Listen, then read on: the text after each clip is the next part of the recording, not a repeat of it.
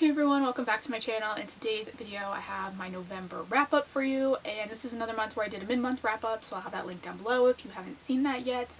I have read a ton of books this month. I think in my mid-month wrap up I had 15 books, and in this one I have 18 books because I have just been like flying through audiobooks, like sometimes 2 a day. And I've also been reading a lot of sort of holiday novellas that are obviously a little bit shorter so that I'm getting through them a lot faster. So I have a ton of books to talk about today, so let's just get right into it. The first book I read this month was Only When It's Us by Chloe Liese. I don't know how you pronounce this last name. But this one is the first in, I believe it's the Bergman Brothers series. And this one follows a girl who is a soccer player at a university, and she's basically used to the professors sort of giving her notes on the side and things to like help her when she's away at games and things like that. But she has this one professor that just like refuses to give her the notes, and he's like, ask the guy sitting beside you. And she does, and he just completely ignores her, and she thinks he's like the biggest jerk on the planet, doesn't want anything to do with him, and is annoyed that this professor basically keeps sort of brushing her off to go ask this guy, and this guy wants nothing to do with her. But what happens is really the guy is deaf, so he doesn't hear her talking to him. He doesn't know that she's asked for these notes like, you know, a couple times now, and she just thinks he's like the biggest jerk, and he doesn't even know what's happening and can't figure out why she hates him all of a sudden for no reason when they've never really talked as far as he's concerned. And I just really like this one. I gave this one I think 4 or 4.5 stars. I can't exactly remember. It's been a while. I mean, it's only been like 2 weeks, but I've read so many books since then that I feel like I can't even remember what I read. But I really like this one. I definitely want to continue on with the series. I unfortunately can't get them from my library because they don't have them. I may like put in a request for them, but I actually asked for the second book for Christmas because it is a hockey book, and you know me, I love my hockey players, so I'm really excited for that one. So I'll definitely like continue on with the series for sure. And I think they all focus on like sort of a different disability. Like this one, obviously the guy is deaf, and I believe in the next one the girl walks with a cane. I'm not exactly sure why, but I believe each book sort of has its own little thing, which is kind of cool that there's like, you know, a lot of representation for different abilities in this series. So like I said, definitely one I'm going to continue with. Next was The Witchhaven by Sasha Peyton Smith, and this one I was hoping to read back in October. I put a hold on it from my library and just didn't get it in time, and so I ended up reading it now. And this one honestly wasn't what I thought it was going to be. Based on the synopsis, I sort of thought this was going to be like a Harry Potter kind of thing, where like the girl kind of goes off to the witch version of Hogwarts, so I guess Hogwarts is for witches too, but like sort of like that was what I was imagining. Like she goes off to this, you know, like witch school and does all these cool things and all these things happen. But that wasn't really the case. She spends a lot of the book sort of trying to leave the school and go do other things, and I wasn't really prepared for that. But basically it just follows this girl who one day she's working as a seamstress, and one day her boss comes in and he's kind of a jerk. He like hits on the younger girls and different things, and no one really is like a fan of him. And she's alone in this like workshop with him one night, and all of a sudden he is dead because this pair of scissors has just like launched itself into his neck. And she's like, what the heck happened? Like, I didn't touch anything, I didn't do anything, and all of a sudden now this guy's dead. And so they're obviously coming in to investigate this, and she's like pretending she was nowhere near there. These 2 witches show up dressed as nurses, and they come in and they're like, oh, we're here to take you away to the hospital because you have, you know, been tested positive for TB. And so she goes with them, and obviously it's like a witch school that she goes to and whatever, but there's all these kind of underlying things. Like her brother has died, and she's sort of looking into how he died and what happened because she's not really sure, and now there's guys that seem to be dying the same way, and she's like, it all just seems very suspicious. So it was kind of like a murder mystery, I guess, kind of thing, more than like a witch school kind of book, which I wasn't really expecting. Like I said, I gave this one 4 stars because I did like it, but it just wasn't what I was expecting. Next was A Touch of Ruin by Scarlett St. Clair. This is the second book in, I'm not sure what this series is actually called, but it's a Hades and Persephone retelling, and I really loved the first one. This one I didn't love so much. I felt really weird about this one, to be honest. I think I gave it 3 stars, and I just felt like this one was very focused on Persephone and like all of these dumb mistakes that she kept making. And I felt like Hades was literally only in this story to fill in the smut scenes. Like, that was it. Like, he could have been missing the entire rest of the book and it wouldn't have mattered. In fact, he was missing most of the rest of the book. And so for like a romance series, that just seemed like odd to me that he was so like, you know, like he didn't even need to be there for most of the book. And I just didn't really vibe with it. I felt like this was really just like a filler book to say, oh look, another book in the series. I do have the third one checked out right now from the library, and I'm hoping to read that one, and hopefully that one goes a bit better. I'm not sure if that's the last one in the series or not, but hopefully it's better than this one because I didn't really love this one. Next, I read A Holly Jolly Diwali by Sonya Lalli, and this one I gave 3 stars. I liked this one in sort of a general point of view. Like, I liked the idea behind it. I liked the idea of a book that didn't focus on Christmas, you know, was obviously focusing on another celebration. And I was really interested in that, but I just found that, like, for me, for a book titled A Holly Jolly Diwali, there was not enough Diwali content in it for me. A lot of it just focuses on her friend's wedding, and I personally really wanted to see more about the holiday and like the celebration and like what they were doing, and I just felt like everything they were doing was for her sister's wedding. Maybe I missed something somewhere in that, I don't know. But I just felt like I didn't get enough of that for a book that was literally titled that. And also the romance was like, okay, it wasn't anything like super groundbreaking or, you know, crazy interesting. Like I said, I do like the concept of this book. I liked the idea behind it, but I just felt like it wasn't really what I thought it was going to be. I was expecting a romance that was like very solidly set during Diwali, and it just like wasn't that. It was basically a romance set at a wedding, and didn't really love that. And so, I don't know, like I said, I gave it 3 stars. It was good. Wasn't like a new favorite or anything like that, but it was like a pretty cute book. Next, I read The Kiss Quotient by Helen Hoang, and this one I can't believe I haven't read. I know this was like everywhere a couple years ago, and I just like, I don't know, for whatever reason never picked this one up. And I finally decided to because I really wanted to read all of the books. I wanted to read like The Bride Test and The Heart Principle, so I was like, okay, I'll start at the beginning. And read it, flew through this one. I think I gave it 4.5 stars. I did really like this one. If you don't know, it's about a girl who is autistic, and she basically thinks that like she needs to practice dating sort of before she can do it like for real. And so she hires a male escort to sort of like teach her how to be in a relationship kind of thing. And obviously there's feelings that get involved and different things, but I just really liked this one. I liked obviously the representation and the different aspects of the story, and the romance was really cute as well, so this one was definitely like a new favorite. I did really like it. Next, I read The Holiday Switch by Marcelo. I hope I'm saying that last name right. This one I actually really loved more than I thought I would. This is a YA Christmas novel, and I gave this one 4 stars, I'm pretty sure. It takes place basically in this inn that is sort of the setting of what I would imagine is like a very popular Hallmark Christmas movie. And so all of these tourists flock to this town every year. It's super like cheesy at some points. Like the town, I'm pretty sure, is literally called Holly. Like, it's all very Hallmark Christmas movie-esque. But this town is known because of this movie, that all these tourists come, and this girl is working in the gift shop of the inn, and the owner's nephew comes in for the Christmas break, basically, to work in the store.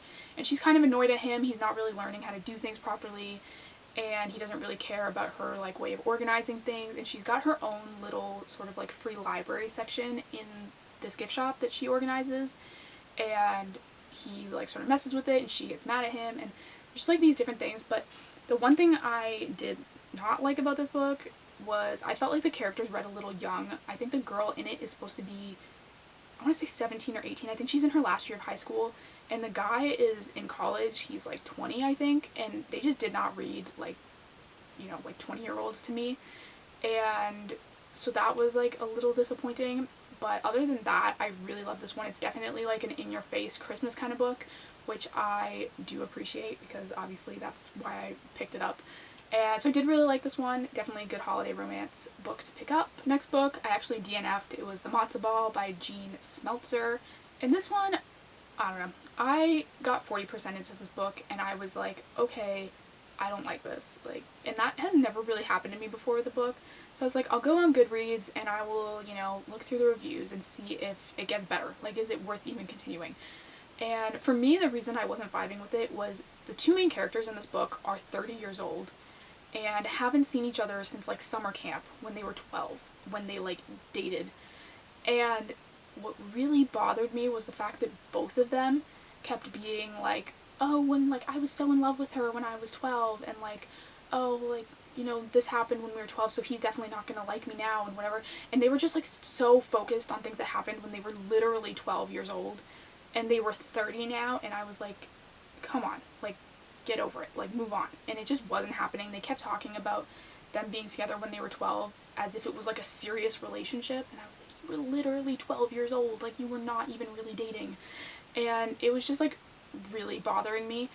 And so I looked it up, and this book actually, if you look up the reviews on Goodreads, has a lot of other issues with it. I'm not going to get into them because I don't feel like I personally know enough about them to get into that. But if you want to look them up, obviously Goodreads has tons of them. You can read about it. There is a comment made in the book that, as far as I'm concerned, could have easily been taken out of the book or just edited, and it wouldn't have been a problem. But the fact that they chose to keep it in, to me, is more significant than the part itself. And so that was something I wasn't really a fan of. There's also a couple issues with comparisons being made to a Jewish girl liking Christmas as being comparable to coming out as gay. And it was just like, there was a couple of things in this book that I was just like, okay, I don't know who like signed off on publishing this, but they probably should have gotten someone else to look it over, because like I said, there was just a couple moments where I was like, how did this even get past an editor, like, for real? And so I DNF'd at 40%. I have no intention of picking this book back up, which I'm kind of sad about because I was excited, again, like Holly Jolly Diwali, I was excited for a book that explored another sort of cultural or religious celebration as opposed to just Christmas, but this one just wasn't it for me. Hopefully I can find maybe another one that's centered around Hanukkah or something like that, but I don't know, this one wasn't it. The next two books I'm going to talk about together because they kind of go together. So I read Fumbled and Blitzed by Alexa Martin. This is book 2 and 3 in the, I believe it's called the Playbook series. I may be wrong about that. It's a football romance series. I really liked Fumbled. I thought it was really good. I don't want to talk too much about them because, like I said, they are number 2 and 3, so like if you're going to read them, you probably don't want to know exactly what's going to happen. But I really liked number 2, which was Fumbled. Number 3, Blitzed, I wasn't a huge fan of. I felt like it just kind of had these like random things thrown in. It was like a bunch of different story elements that they kind of just went, oh, if we put these together, it'll make a book. And it just like was weird. And so I gave the first one 4 stars. I gave Blitzed 3 stars. And Blitzed also had this like really weird thing at the ending that I thought was totally unnecessary, but obviously they stuck it in anyway. And so I wasn't really a huge fan of that. So there's one more book in the series. I do plan on reading it, but I'm still waiting for it from the library, so I haven't gotten to that one yet. Next was Second First Impressions by Sally Thorne. I finally read this one. I've been putting this one off for so long, and I don't even know why. It's just not one that's been at the top of my priority list of books. And I finally decided to pick it up, and I really like this one. I thought it was really cute. It's about a girl who lives sort of in a retirement village. She like works there and she lives there, and so her whole life sort of revolves around this retirement home. And the son of the new owner sort of gets dumped there to work, and he ends up being like the assistant to these 2 older women who live there, and the 2 of them are sort of sharing this house. Like their walls like connect, like they're on different sides of the wall, if that makes any sense. And so they can like hear each other through the walls and stuff, and they're just like kind of annoying each other at first. But this one was definitely, like I said, really cute. A lot of her sort of coming out of her shell and like realizing that her whole life doesn't have to be spent in this retirement village. And I just really like this one. I liked the setting. I thought it was really unique. I thought it was a lot different than most of the other books I've read. I've never read one, obviously, that's set in a retirement home, so I thought that was cool. Next, I read The Soulmate Equation by Christina Lauren. I gave this one 4 stars. I did really like this one. Wasn't a new favorite. I think The Honeymooners will always be my favorite Christina Lauren book. But I did really like this one. It's about a guy who is developing a matchmaking service based on DNA. And this random girl sees him in the coffee shop like every day, and her friend have nicknamed him Americano because that's what he always orders. And they find out that he's like starting this matchmaking thing, and they're like, we want in because her friend is a romance author. She's like, I have to do this. And so they end up going in and like submitting their DNA for being matched and whatever. And the one girl ends up being matched with this guy, and she has like one of the highest scores they've ever seen, and she doesn't really want anything to do with him, so she's like, okay, like whatever, that's great, but I'm out of here. And they end up offering her like a ton of money to sort of just like get to know him basically, and so she's like, fine, I'll do it, whatever. And they start hanging out, and obviously things go from there. Like I said, I really like this one, gave it 4 stars. Definitely a good read. Next was Meet Me in Paradise by Libby Hubscher, and I did not like this book. I think I gave this one 3 stars, but I gave it 3 stars solely because the writing wasn't bad, and I do think there is an audience for this book. It's just not me. This book, if you look at the cover over here, looks very happy. You know? Like, you look at this cover and you think, oh, tropical beach vacation, rom-com, like great, love all those things. This book was the exact opposite of that. I have not read a book that was as depressing as this book was ever, I don't think. I was miserable the entire time I was reading this. I was like, oh my god, why did I even pick this book up? Like, this is horrible. And I hated it. And I knew it was going to happen right from the first chapter, which I think was the worst part. Like, there was absolutely no, like, plot twist or any sort of surprise in this book. It went exactly how I thought it would. And that was actually worse. I think it would have been better if there had been some, like, crazy plot twist.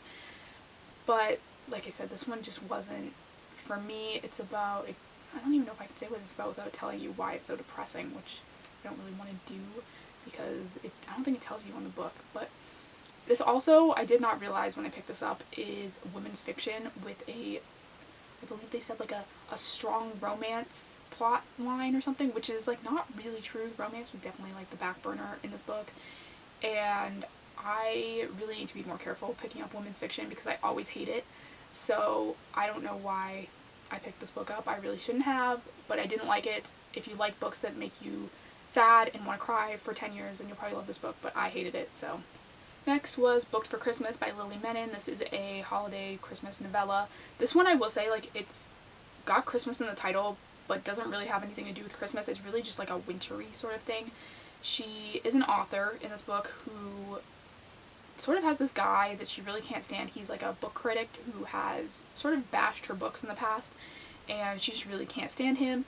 And she's throwing a Christmas Eve party, I think, or maybe it's Christmas Eve, but it's like a day or two before Christmas, and she's throwing this party, and this book critic shows up as someone's +1, and she's like, what the heck are you doing here, like, get out. And he's like, what are you doing here? And she's like, this is my house, you know. And there ends up being this big snowstorm the night of the party, and all of her friends leave early, and he sort of hangs back to apologize to her. He's like, I'm sorry about the reviews and whatever, but like, that's just kind of how it is. And they end up getting snowed in because he stays back to apologize. And I honestly just thought this one was really cute. I gave this one 4 stars. It's, like I said, it doesn't really take place on Christmas, and there's not a ton of Christmassy things. It's more just them snowed in, but I did really like the sort of wintry aspect of it. And they do have, like, Christmas cookies and stuff because, like, it was a Christmas party, but there just wasn't, like, a lot of Christmas in this book. But I did really like it. Next was You Deserve Each Other by Sarah Hogle, and this one I had really high hopes for. I actually thought I was really going to love this one. It's about a girl and her fiance who basically no longer like each other, I guess. And the back of the book sort of makes it sound like they have to, whoever decides to call off the engagement has to pay for the wedding. And so they're both trying to get the other one to call it off, and then they end up falling back in love with each other. It's basically what the back of the book says. But I found that, like, when I read that, I was expecting there to be a real reason that, like, they didn't back out of the engagement. Like, that they had signed a prenup that whoever backed out was going to have to pay for it or whatever. But I didn't find that there was really, like, a real reason that they weren't trying to get married. Like, there was no reason for her to stick it out with him. And there's no reason for him to stick it out with her. The only reason, really, was that his mom was pressuring him to have grandkids, and she thought that if he broke up with her, then his mom would be on him to find another girl, like, immediately, but if he was the one that was, like, heartbroken, she wouldn't really care and would, like, give him time to find someone else. And so she thought that's why he wanted her to break up with him. But she also thinks that, like, she can't afford to live on her own because she's just not making enough money to do that, which is her only real reason for staying. But they've also only been together for, like, not even 2 years, I think. And so the whole time I was reading this, I was like, why are they even together? Like, by the sounds of, like, the beginning of the story, she was lying to him about stupid things the entire time. They weren't, like, into each other anymore. And then when she says something to him, he, like, makes an attempt to try and, like, you know, fix things. And she is just, like, so ridiculously, like, against everything. Like, he buys her flowers and she literally thinks it's an assassination attempt. Like, there is, like, she was just crazy in the beginning of this book, and I couldn't deal with that part of the book. I did like the ending of the book, like, once they started getting along and, like, there was actually a romance there, but I didn't really understand the whole beginning, like, why they were even together, if they both couldn't stand each other, and their reasons just seemed kind of dumb and, like, immature. And so I didn't really love that part. I gave this one 3.5 stars, I want to say, because, like I said, didn't love the beginning, but I did like once they actually got together. After this one, I read Twice Shy by Sarah Hogle, and this one I was really excited about because I've heard about this one a lot, actually, and this one is about a girl who's, I believe it's her great aunt passes away, and she inherits her house, but that's sort of like a big house, I guess, like, it's sort of like a ranch, but, like, not really, and she inherits this house, and she shows up and finds out that this other guy, who is the groundskeeper, has also inherited the house. And she's, like, super mad about that because she thought she was going to get this house. He thought he was going to get the house, and now they're both mad because they have to share it with each other. And they sort of argue the whole time. He's avoiding her at the beginning, doesn't seem to want anything to do with her, and she's kind of, like, annoyed by that, I guess. She's like, oh, he hates me, like, obviously right away. And there was just, like, a lot of them avoiding each other in the beginning of this book, which I didn't love. What I did love, however, was towards the end he tells her that he has really bad social anxiety. And I have never read a book that tackled this topic as well as this book did. That, for me, is something that's, like, very personal, and so when I see it in books, a lot of times I find that they're like, oh yeah, this character has social anxiety, and then by the end of the book they're, like, out partying and doing stuff without caring, and I'm like, that's not really what happens, you know? And I liked that in this book, like, it was very detailed in, like, what he went through, you know? Like, it wasn't just, oh, he can't talk in front of people, it was, like, right down to him saying that, like, when he went home to his family's for dinner, he would stand with his plate, like, off to the side because he didn't like eating in front of people. And I was just like, I really liked how this was written because it was really, really well done. One of the things that's mentioned that I also really liked is that he says he finds it hard to date because dates always want to go out to a restaurant, and if you hate eating in front of other people, obviously restaurants are, like, your worst nightmare. And that, for me personally, is, like, again, a very, like, personal problem that I myself have had issues with. And so I really liked the sort of representation of that in this book, and just, like I said, the detail that the author went into with this one I really appreciated, because a lot of times, like I said, they mention it sort of offhandedly, like, oh yeah, they have social anxiety, and then they're, like, out doing all kinds of things, like, not even worrying about it, and I'm like, that, I mean, maybe if you have very mild social anxiety, maybe that's what that's like, I have no idea, but I've never met anyone with social anxiety that would do the things that most book characters do that they claim have social anxiety. So I really liked that I felt like was a very well thought out sort of character trait that he has, I guess, instead of it just being like, oh, I'm putting this in here so that I can say that he has something, you know? And so I really liked that. Like I said, I gave this one 4 stars. Really liked that aspect particularly of this book, and the story itself was really good as well. Next was The Christmas Pact by Vi Keeland and Penelope Ward.